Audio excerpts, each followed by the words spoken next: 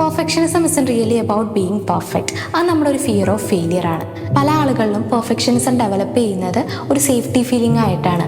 അതായത് ഞാൻ എല്ലാ കാര്യങ്ങളും റൈറ്റ് ആയിട്ടാണ് ചെയ്യുന്നതെങ്കിൽ, മിസ്റ്റേക്സ് ഒന്നും വരുത്തിയില്ലെങ്കിൽ ആളുകൾ എന്നെ ജഡ്ജ് ചെയ്യില്ല, ക്രിട്ടിസൈസ് ചെയ്യില്ല, റിജക്റ്റ് ചെയ്യില്ല, ആൻഡ് അവരെന്നിൽ ഡിസപ്പോയിൻറ്റഡ് ആകില്ല എന്നായിരിക്കും വിശ്വസിക്കുന്നത്.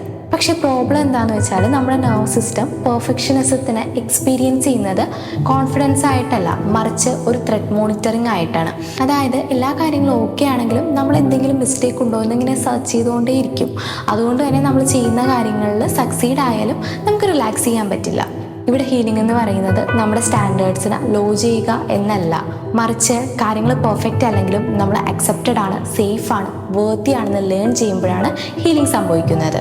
ആൻഡ് ഓർക്കുക, ഐ വിൽ നെവർ ഫെയിൽ എന്ന് പറയുന്നതല്ല കോൺഫിഡൻസ്, മറിച്ച് ഞാനിതിൽ ഫെയിൽ ആയാലും എന്നെ കൊണ്ട് ഇത് ഹാൻഡിൽ ചെയ്യാൻ പറ്റും.